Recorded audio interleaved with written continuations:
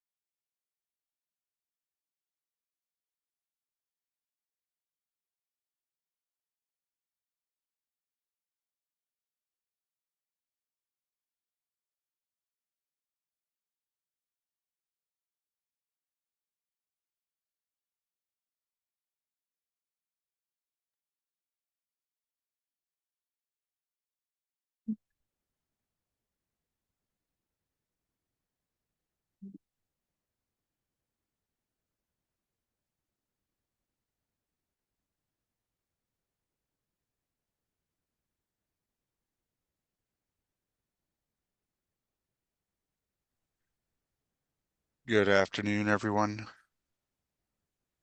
Good afternoon, Councillor Leeper. How are you doing? Good afternoon.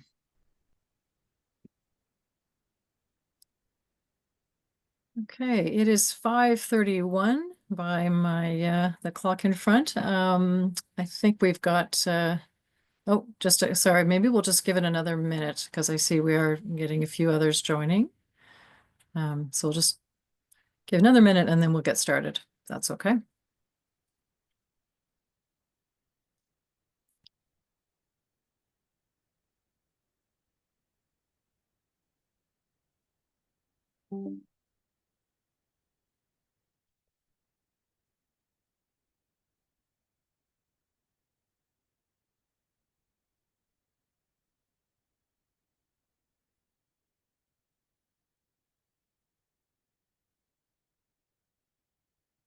Okay, it's now 5:32, so let's get started. So good evening, everyone. Welcome and thank you all for joining us for this evening's Planning Advisory Committee. Please note that this meeting is being live streamed to YouTube, and the meeting recording will also be uploaded to the city's agendas and minutes portal after the meeting. I have received regrets from 3 members, Ball, Burgraff, and Wang. But before we get started, I'll ask the committee coordinator to call the roll. Members in Zoom, if you could just please unmute yourselves as your name is called. Thank you. Member Ball, Present. Member Burgraff, Member Huang, Member Caracasas, Present. Member Lank, Here.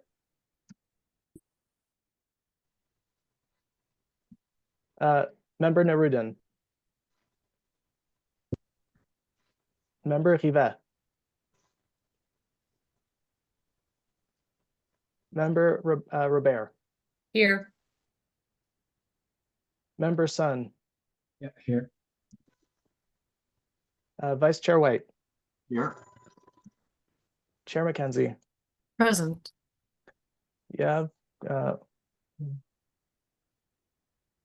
You have quorum, Chair. Okay, thank you very much. And welcome again to Councillor Leeper as well, of course.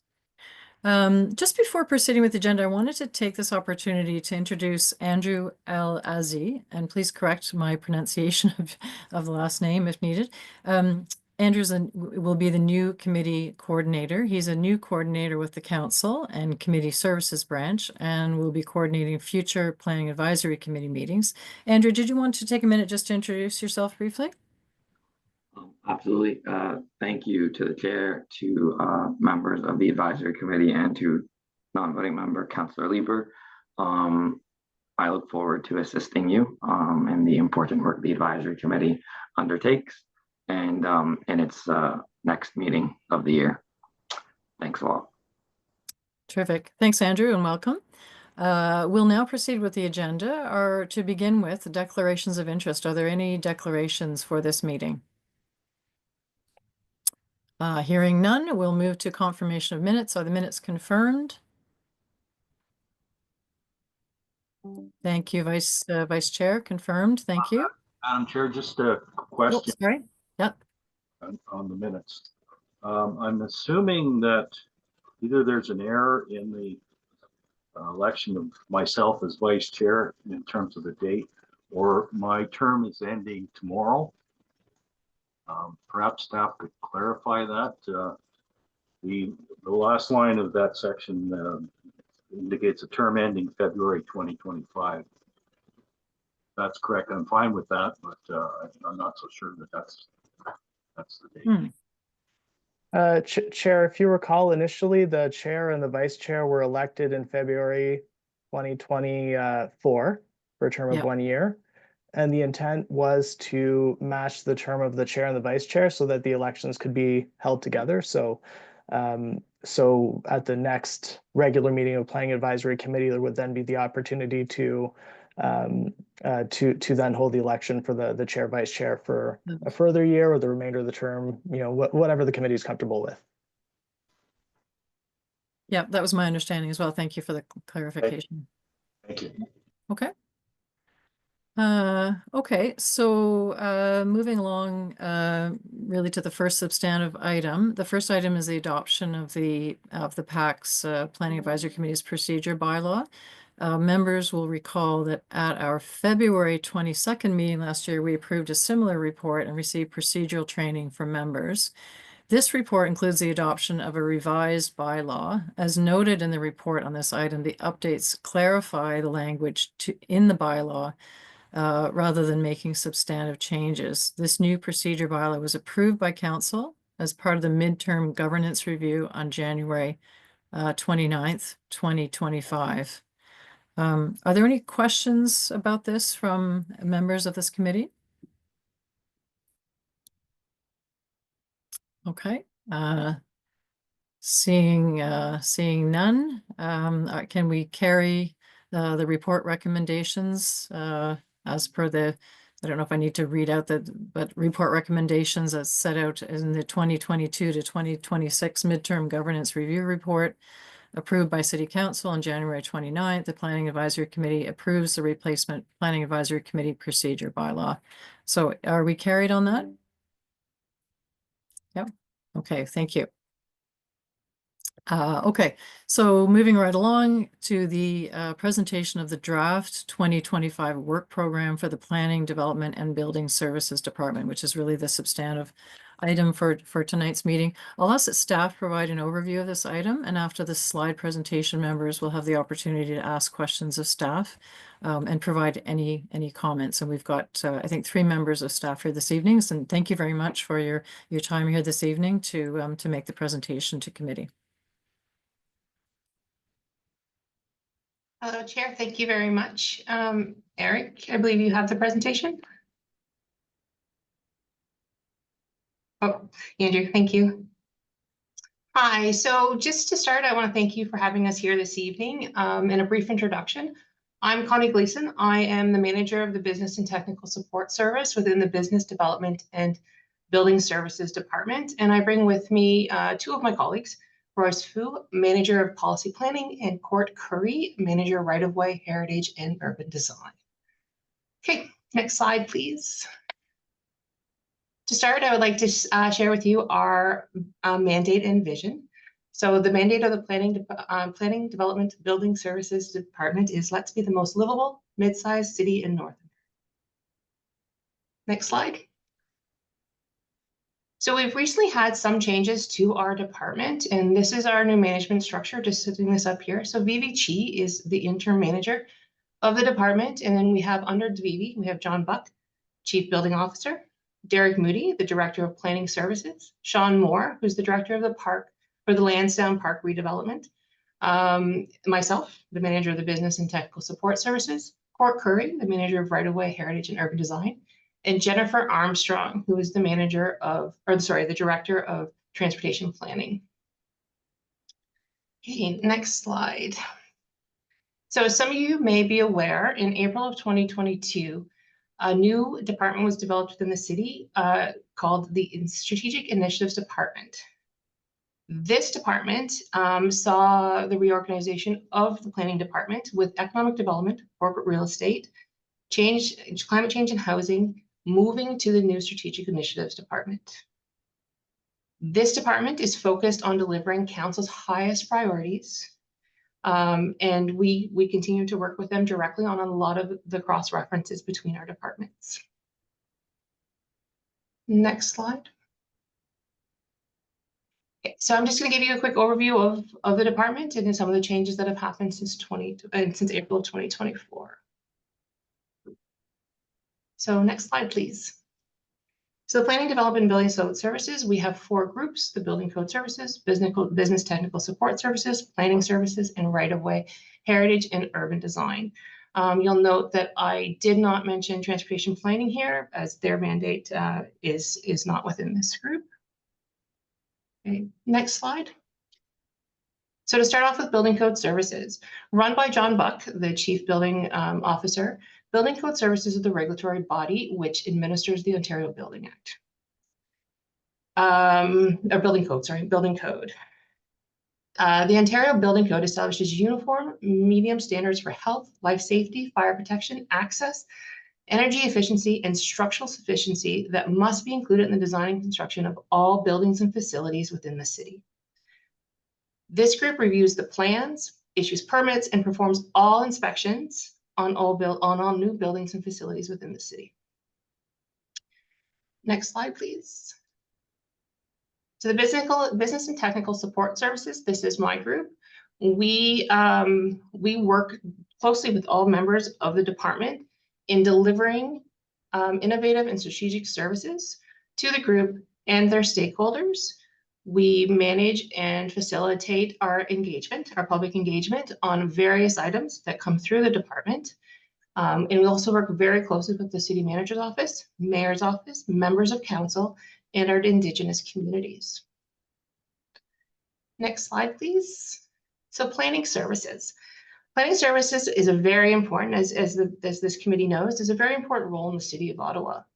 By managing the evolution of the city, we are helping to enhance the quality of life so the people can live, prosper, and connect in neighborhoods, buildings, and spaces that are vibrant, well-designed, safely built, and sustainable. The following are some of the main objectives that we do. So we conduct multi reviews and approvals on development applications on geographical basis, including planning, engineering, urban design, parks, environment and trees, transportation and heritage. And as well, we also update the online development tool applications to ensure it's providing information on current development. We also provide technical support, compliance support, and zoning reports. So to introduce you again to Royce, the policy planning unit, which is led by Royce, was formed in 2024, and they lead the official plan amendments, secondary plan studies, growth management and land supply, as well as zoning bylaw interpretation and the new zoning bylaw project. Next slide, please. So I'm now going to pass you over to Court Curry to give a little bit of a rundown of his service area. Good evening, and nice to see everyone. Thanks so much, Connie. Right Away Heritage and Urban Design Service Area has 6 branches. First one is our Heritage Planning Branch, which operates under the authority of the Ontario Heritage Act, bringing forward files to our Built Heritage Committee. Second branch is our Public Realm and Urban Design Group that oversees the development of our urban design guidelines, provides design review through the development review process. Our third, Geospatial Analytics and Technology Solutions, tongue twister, provides a lot of the data and layers you see on our Geo Ottawa, and undertakes our aerial mapping and many of the products that support our official plan and our zoning bylaw. Right of Way is really a regulatory group that provides oversight of the use of our roads by the construction sector and our utilities.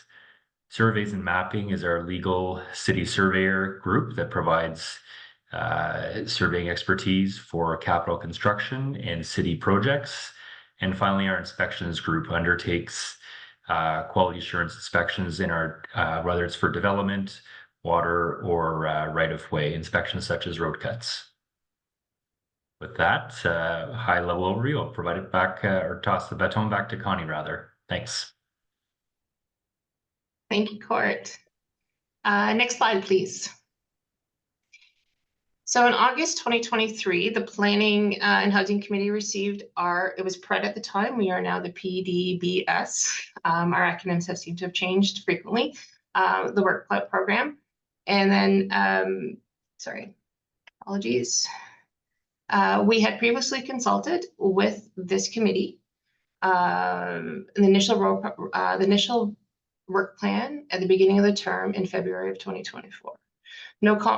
So I would like to go on now. So I believe everybody received a copy of our work plan. Yep. So I'd now like to be able to turn it over to any questions that we may have on the work plan. So what we will do is we'll go through, and if there's any questions specifically on the work plan that was provided to you, we are here, myself, Court, and Royce are here to address those questions. Okay, thank you very much for that overview.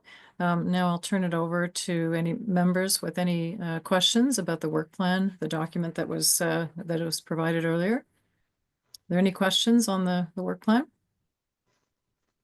Okay, Anna, can I go to you? Hey, my question is about the rental replacement bylaw. What's the status of that right now? It says that it's to be initiated this year. So I can speak to that. So we are right now looking to do a feasibility study and a municipal scan and report back to council, or committee and council later on this year on the feasibility of a bylaw. We are initiating that work, so we're still very preliminary in our work on that, but it will be coming forward at the end of this year. Thank you. Any other questions, comments? Member White, Vice Chair White? Thank you, Madam Chair. Question, I think, to Connie. There was some time ago, there was a media report, and I think it was a mayor's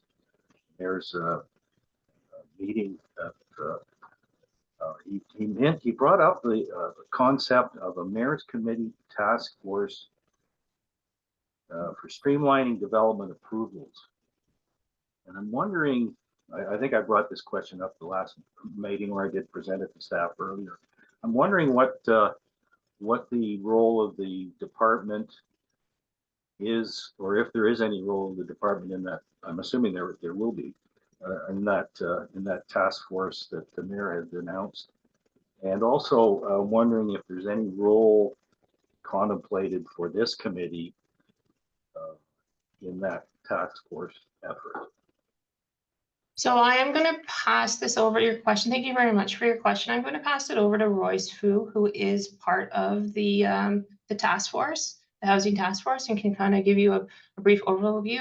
I'm sure you can appreciate this was just announced in, I think, the last council meeting in January. So it is still very preliminary in its design. But Royce, if I can pass it over to you. Thanks, Connie. So Chair, the January 29th council meeting, this motion on housing process was carried. There were about a dozen items, and actually one other item relating to a development of a housing dashboard. On February 19th, Planning Housing Committee staff presented a draft of what that housing dashboard could look like. I invite members to take a look at the YouTube video from that meeting, or you could find it on the agenda, ottawa.ca agenda sort of video clip there. We do show the number of dwellings that have been approved through applications, the number of dwellings that have been issued building permits, and the number of housing CMHC starts and completions. We're looking to receive some feedback, fine-tune that board, specifically a board relating to our timelines for applications, and hoping to go live sometime in April on ottawa.ca. In terms of the remaining 12 initiatives on there, the task force is led by the Department of Strategic Initiatives. About half of those initiatives are more focused on how we dispose of our real estate and programs that are related to that disposal piece. Planning staff within this department are involved on other initiatives such as streamlining building code services, the urban design review process, and planning around transit. My understanding of this date is that the task force will consult with external stakeholders, including the Greater Ottawa Home Builders Association, GOBA, and the Building Operator Managers Association, BOMA, both who are represented on this committee with their respective members. And with those stakeholders, we're looking at ways to explore how we can advance housing.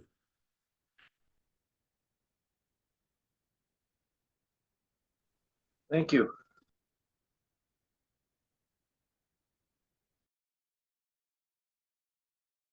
Sorry, Member Sun, did you want to go ahead? Thank you.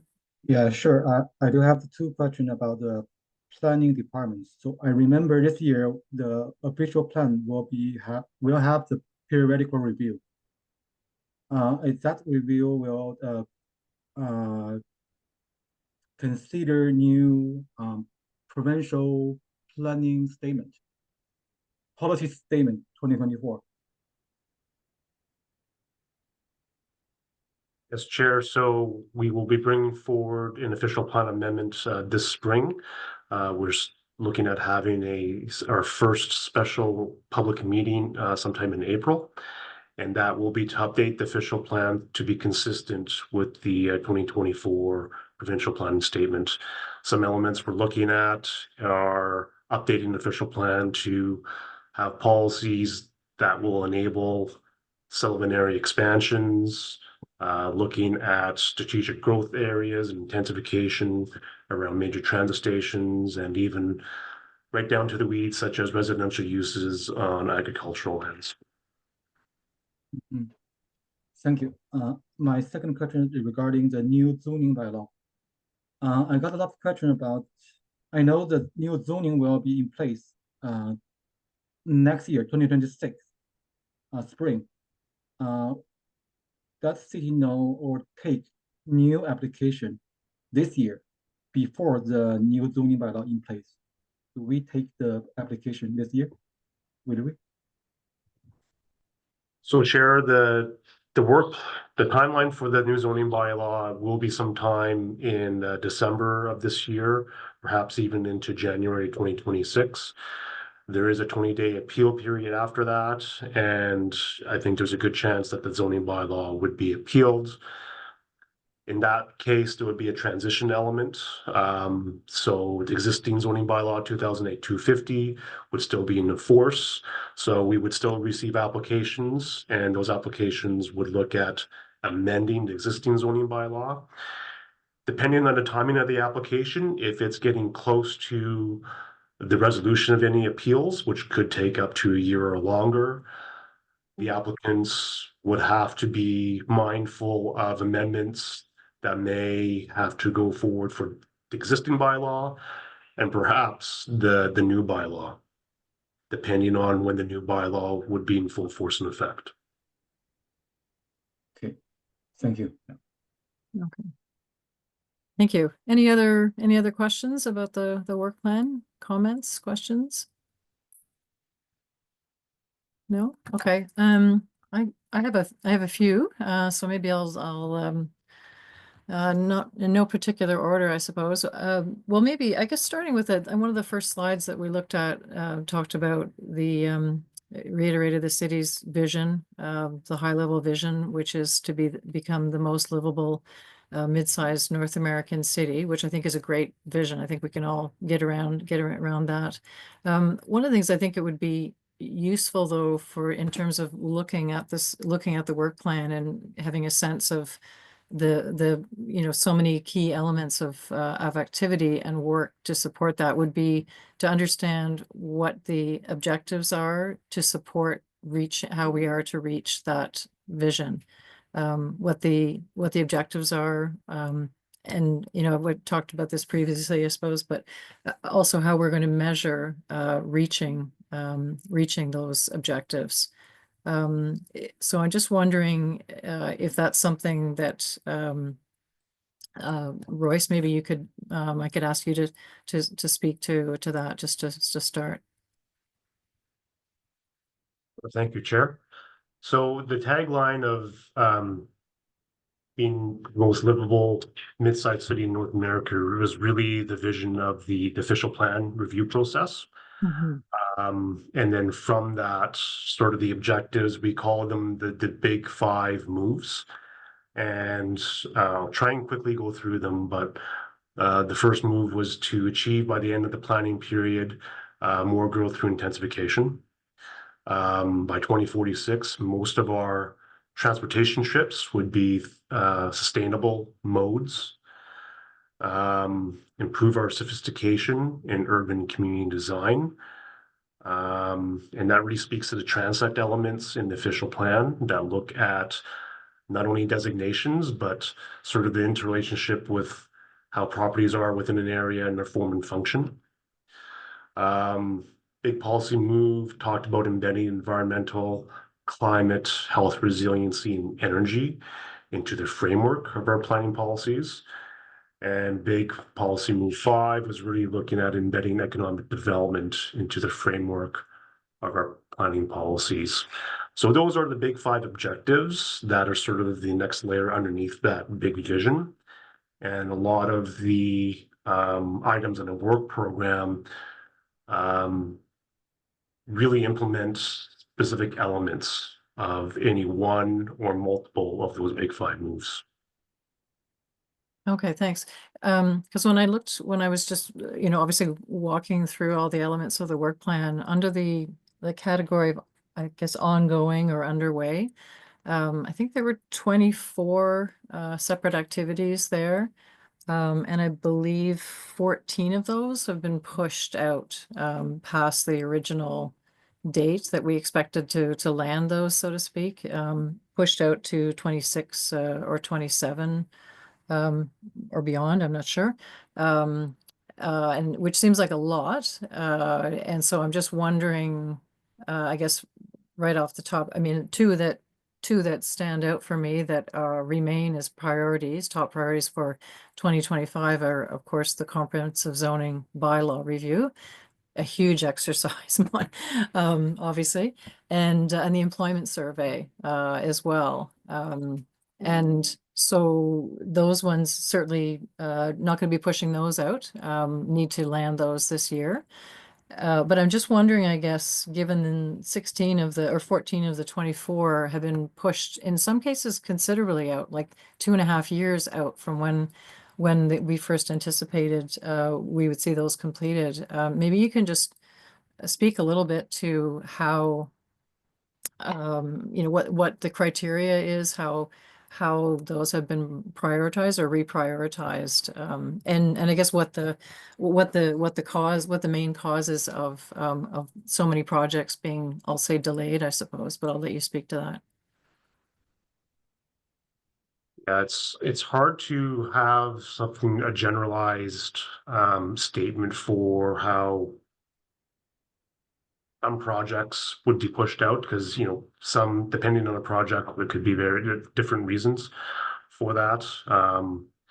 Just some high level things to keep in mind is that the city has come through, our priorities have also been changing, not only through the different crises that council has enacted, such as the housing crisis or the climate change emergency, but we've also seen changes lately that we were not cognizant of back in 2023. And a really good example are all the different changes that occurred at the provincial level that trickled down to us. And there are multiple bills, changes to our provincial planning statements,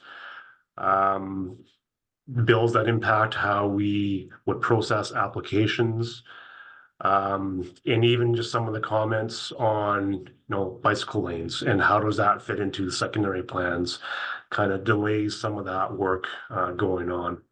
At the same time, staff is in a bit of a transition mode from the previous I guess senior leadership. We're still looking for a general manager.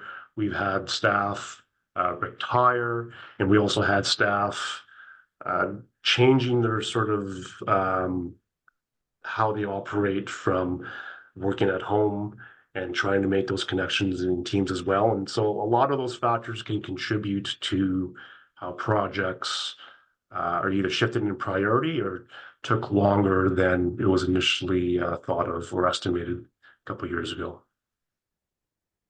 Okay. Yeah, thanks for that. I mean, it sounds like there's a lot of important work there. And it sounds like the department is under a lot of pressure, resourcing, and as you say, it's been a incredibly active year, I guess, in terms of policy coming out of from the provincial level that you're having to deal with as well.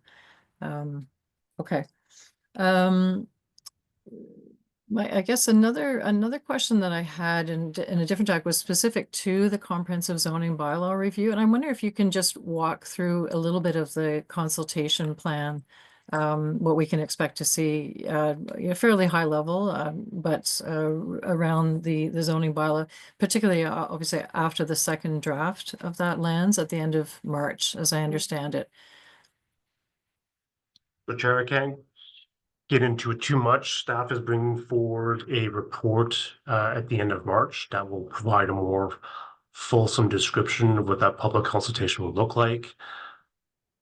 Draft 2 will go public sometime at the end of March, start of April, at which point we will start that consultation process. We are looking at having virtual sessions that are citywide for folks to join in. When we look back to what we did last year, we looked at the number of people participating in the consultation process for the zoning bylaw.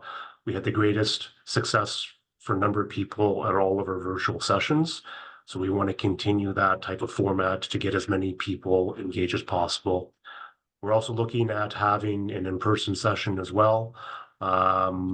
Depending on location, we got to find a location that's geographically a right fit. And then we're also looking at having some surveys so we can get some direct feedback from the general public on some of the issues that we've heard from draft 1, and want to get an idea of some options from the general public on how we would move forward. So I invite you to stay tuned to that report that will come out at the end of March. That will provide a bit more fulsome schedule of what that consultation will look like. Okay, thank you for that. Maybe I'll just add, I chair this committee, but I'm also the rep for the FCA, the Federation of Citizens Associations, and I'll just say that the FCA has an intention to try and organize a multi-stakeholder planning workshop in early May to test drive some of the zoning that policy, the proposals that we'll see in the second draft with actual building sites, looking at high-rise, neighborhood, hub and corridor, all the various elements, perhaps focused, by transect as well. So I'm hoping we might assume that zoning staff, members of the zoning team, might be able to participate in that type of a workshop, subject to more detailed logistical plans, et cetera, for that type of an exercise. I mean, we'll obviously be hopefully very much at a rolling up the sleeves and getting pretty granular in terms of any feedback and comments to your team. Yeah, thank you for reminding me. That's actually one thing I forgot to also note was in draft 1, we also had many dedicated workshops with the Greater Ottawa Home Builders Association and the FCA. I believe we had almost a dozen type of working sessions with the groups. So we will also continue those dialogues with those two groups. So our zoning staff will very much look forward to connecting with the FCA and GOBA and working out what consultation and draft 2 will look like. Great. Okay, thank you. Just returning back to a couple of specific projects in the work plan that I noticed have been put off these ones fall into sort of 2.5 years. And these other, maybe Court, you're probably best to answer this. I'm looking at the urban design guidelines for low-rise infill development as well as mid-rise buildings. And I'm just wondering, given, well, I would say the importance of those guidelines as we move forward, the plans for intensification, those now we're looking at, they were meant to have come in 2023 and 2024 respectively. We're now looking at those being pushed into, well, Q1 2026, hopefully. But I'm just wondering if those those seem pretty important. I guess what I'm trying to say, and I'm wondering if those wouldn't be better aligned with the zoning bylaw work that's in hand now. Yeah, thank you for the question, Chair, and that's specifically directly the rationale for their realignment. We do have low-rise design guidelines, as you're aware, that are on the books. We did do some housekeeping amendments to those guidelines to bring them more in conformity with the new official plan. So that is the live guidelines that are now used by the industry and by staff in processing applications. We don't have any mid-rise design guidelines, and so those ones are under development at present. But that work is being done in lockstep with the zoning bylaw work. There was no point in establishing fresh new mid-rise design guidelines when we have a zoning bylaw that is very form-based, but we want them to speak to each other. So my team and Royce's team are working hand in glove to ensure that they align, and that we will follow up with our guidelines very shortly after the conclusion of council's approval of the zoning bylaw. Okay, yeah, that's terrific. I guess just really looking for reassurance that we're looking to bring those in, as you say, hand.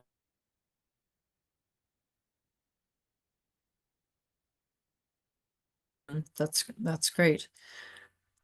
One other thing, and I'll just look to see if anyone raises their hand, and then I'll jump off and let others jump in. But I'll just go ahead. One other question. Back in 2021, staff had submitted a report to this committee and subsequently council, which contained the 15-minute neighborhood baseline report. And there was a disposition at the time that staff would look at opportunities to rerun that analysis to see how scores had improved compared to the baseline scores found in that study.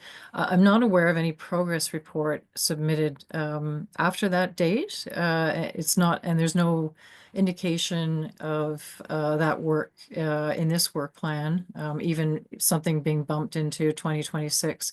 And I'm just wondering if we could get a sense of, because I do think that that's going to be very important. When an updated analysis will be provided, it will be in 2026, which would be the 5-year mark, or when could we expect that? So, Chair, that report is there are multiple events that occurred to push that report off.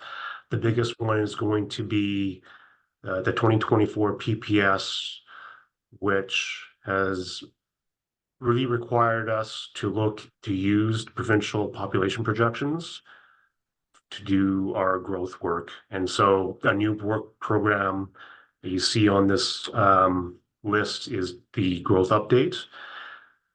That is a big component that's using the same staff that would have been in 15-minute neighborhoods is now working on that. And that was a bit of a priority given the change of the PPS to update our growth projections. The other elements that we need for an update to 15-minute neighborhood report is an update to an employment survey, and that is not quite finished. A second element that we need is to have an update on the AI that was used in the first draft. We need to have an update with so we're hoping to partner with a post-secondary institution to see how we can use an AI modeling for some of those pedestrian connections and the safety scores. And then the third connection would be on having updating the survey methodology so that it is more randomized than what we had used during COVID. So with the bump in priority due to the growth update and the convergence of those three other things, we're hopeful that that can happen. We can start the project in perhaps 2026. Okay. Again, sort of going back to my earlier question about priorities and many projects being pushed off, and there's some sequencing issues there, obviously. But to what extent are just staff resources an issue for the department to achieve the work plan?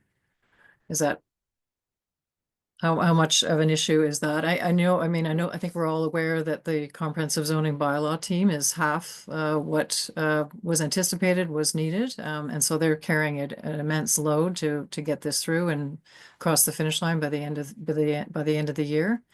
I'm sure that those staff shortages, I'll say, does have an impact on the ability of the department to deliver, to engage the public, number of things, obviously.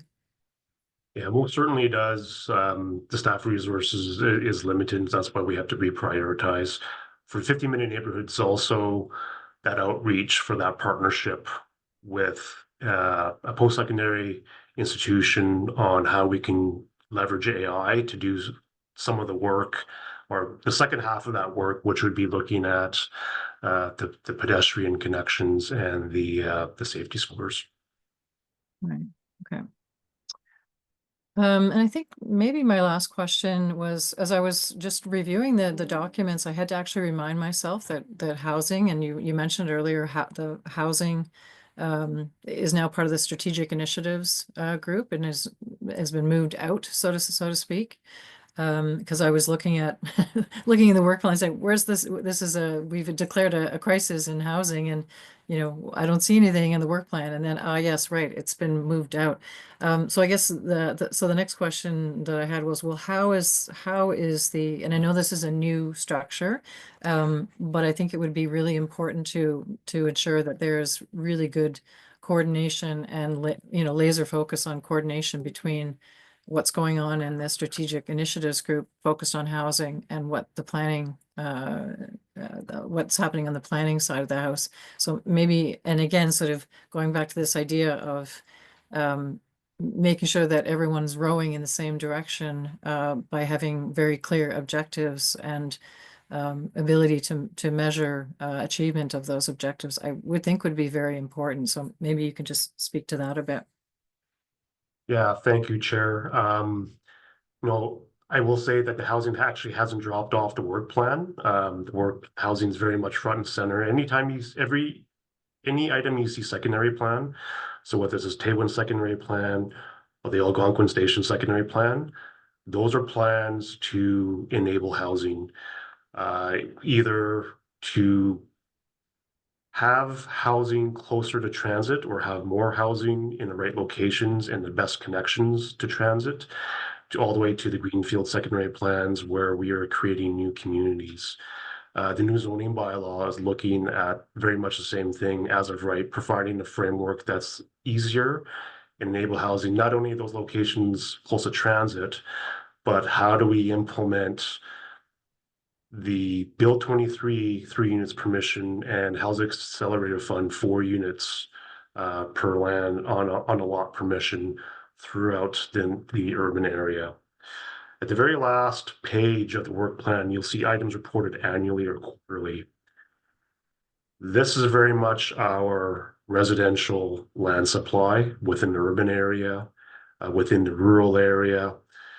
We monitor, we're also looking at a residential intensification monitoring program, and we are tracking applications that we actually have to report to the province and how many dwellings are in those applications.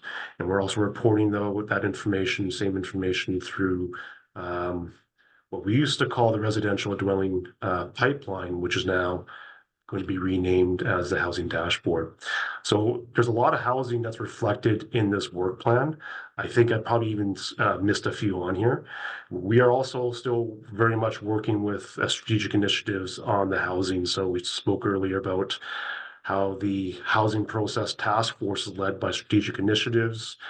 We are still part of that task force working on those other initiatives to see how we can unlock that housing and get that housing moving faster. So we are very much working together on that housing file with that department. Right. Okay, thank you. I think those are all the questions that I had or comments. Are there any other questions or comments for other members or Councillor Leeper? Nope. Okay. Well, I think that that if there are no more questions, then I think I'll thank staff for their presentation and for the discussion and being here to provide additional detail on the work plan. Is the presentation received by members? Okay. Received, thank you. Are there any other notices of motion for consideration at the next meeting then? Okay, seeing none, any formal written inquiries? I expect not. Any other business? Okay, I think we are adjourned. So the next meeting date is not set yet, but members will be advised when that information is available. And I'd like to thank everyone for their time, staff in particular, for taking time out of their evenings, and Councillor Leeper as well, and all the members for participating. So thank you very much. Good evening. Thank you, everyone. Have a great night. Good night. Thank you. Thank you.